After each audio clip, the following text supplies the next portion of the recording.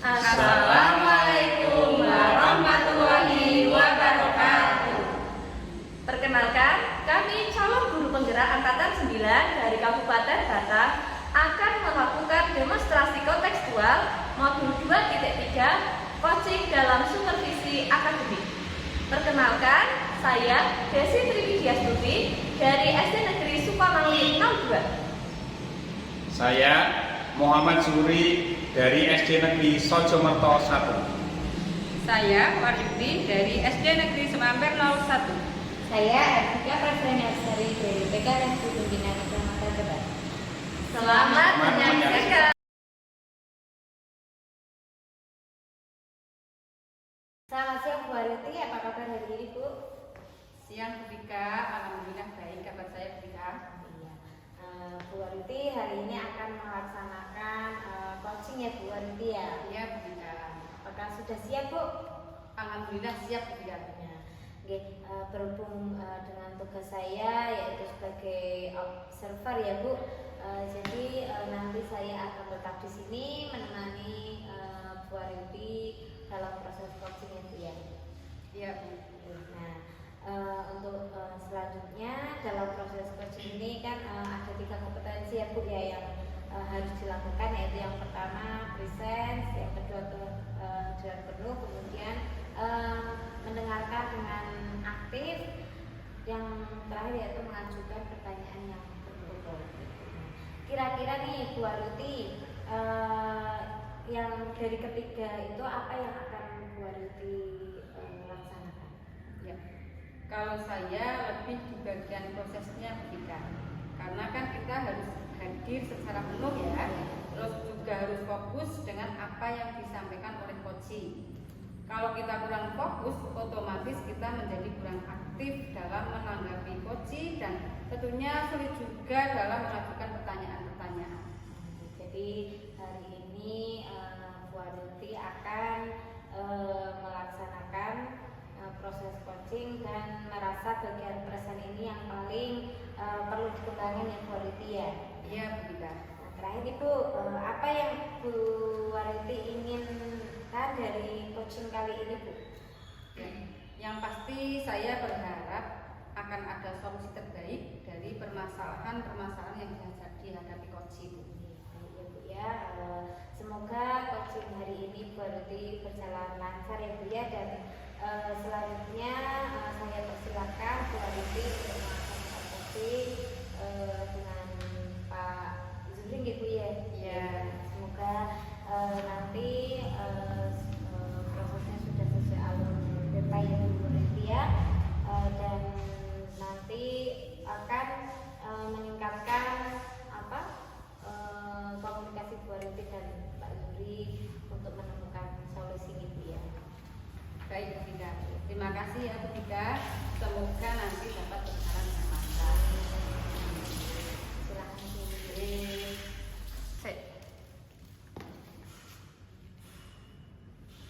Selamat siang Bu Aryuti.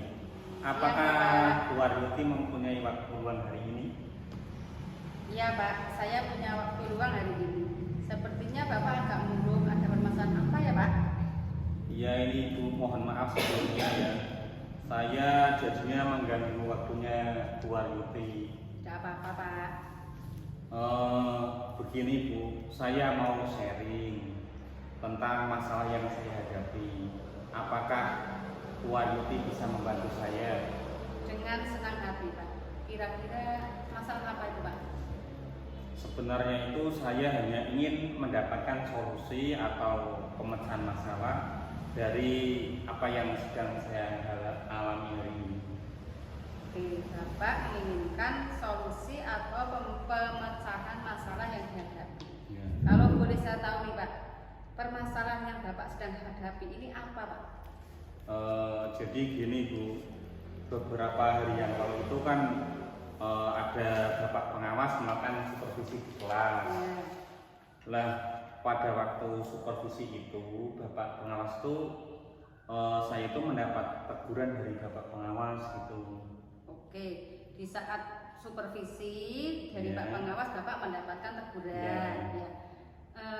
Kok bisa Pak Bapak itu mendapatkan teguran teguran dari Pak Pengawas? Ya, kalau menurut saya sih masalahnya tidak begitu serius menurut saya.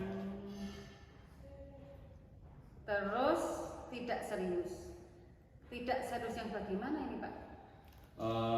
Jadi Bapak Pengawas itu mengkritik atau kurang berkenan tentang proses mengajar yang saya lakukan. Oh begitu. Proses mengajar, Bapak Pengawas itu tidak berkenan dengan proses mengajar yang Bapak lakukan.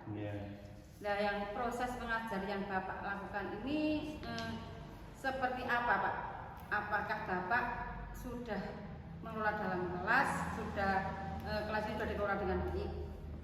Jadi pada waktu saya mengajar itu, pada waktu supervisi yang di Bapak Pengawas Hybrid itu, beliau itu sepertinya keberatan pada waktu saya mengajar karena saya tidak memakai buku teks yang wajib untuk siswa itu.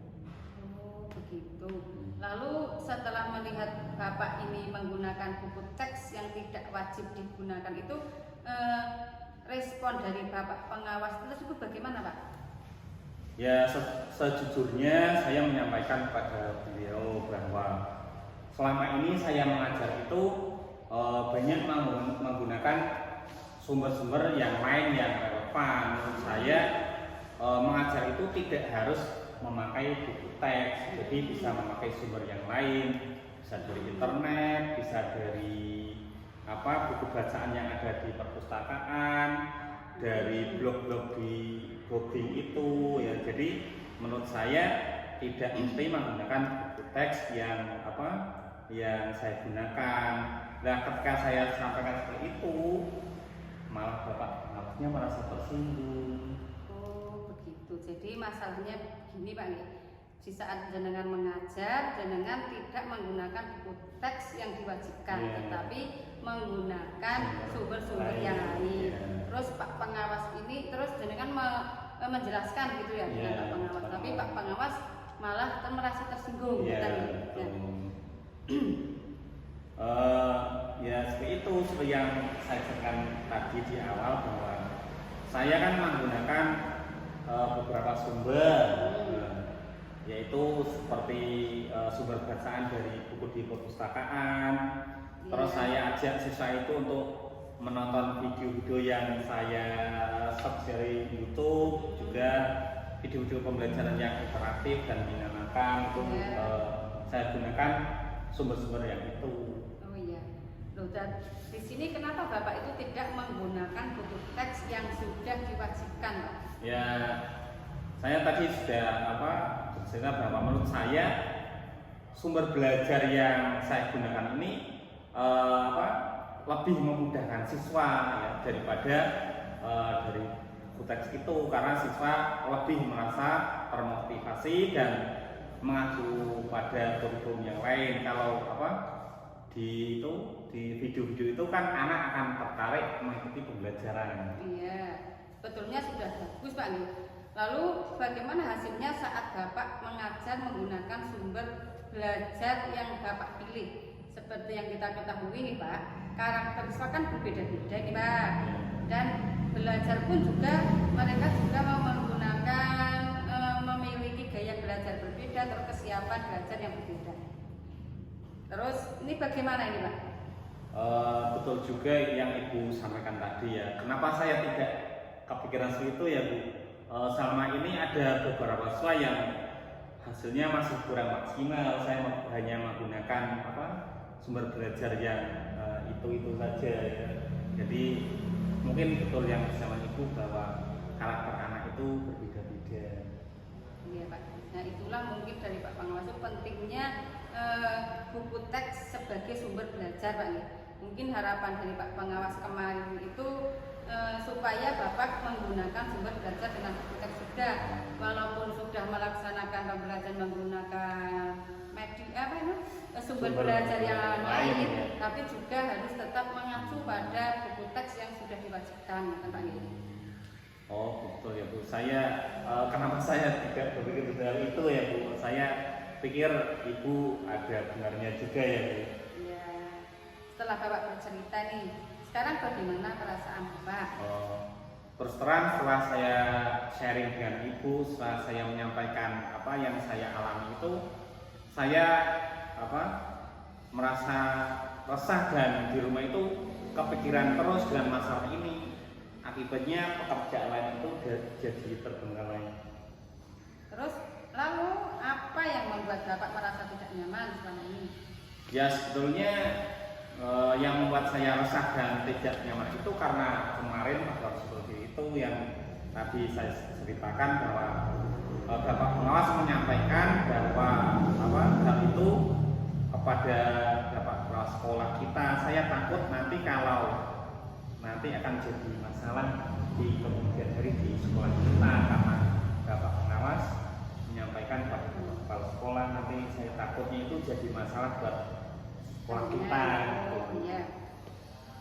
Jadi kalau saya simpulkan di sini Pak ya, yang membuat Bapak merasa tidak nyaman itu saat supervisi, ya. Karena Bapak tidak menggunakan buku teks sebagai sumber belajar ketika Bapak pengawas memperingatkan dan Bapak memberikan argumen, sehingga hal itu membuat Pak pengawas ini merasa tersinggung.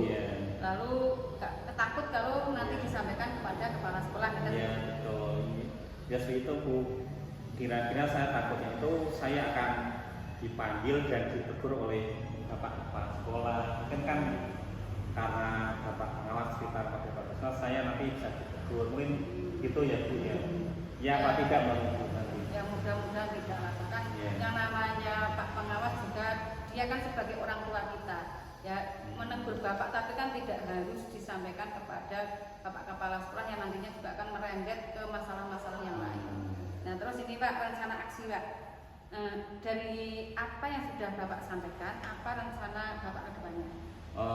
Rencana ke depannya saya berniat menemui Bapak pengawas untuk memberikan hal ini. Mungkin beliau juga akan memberikan solusi tentang permasalahan ini juga. Ya baik Pak. Lalu apakah ada hal lain yang akan Bapak lakukan selain itu? Ya selain saya menemui Bapak pengawas, saya juga akan meminta maaf pada beliau. Kemudian terkait proses belajar, kedepannya saya akan menggunakan buku teks dan juga menggunakan sumber-sumber belajar yang lain. Jadi di samping sumber belajar lain, saya akan menggunakan buku teks dan meminta saran pada Bapak pengawas untuk menjalankan proses belajar mengajar yang baik yang sesuai dengan yang diharapkan.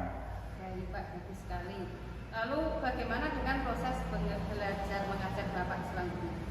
Ya setelah ini seperti yang saya baru saja bahwa saya akan memakai teks untuk sumber belajar utama, ya, teks untuk sumber utama. Walaupun nanti sumber belajar yang kemarin saya terapkan juga karena siswa sudah merasa nyaman dengan sumber belajar itu, ya tetap saya akan pakai di samping juga buku teks yang utama itu. Oke, bagus sekali Pak. Nah, bagaimana ini perasaan Bapak setelah menyusun langkah-langkah tadi?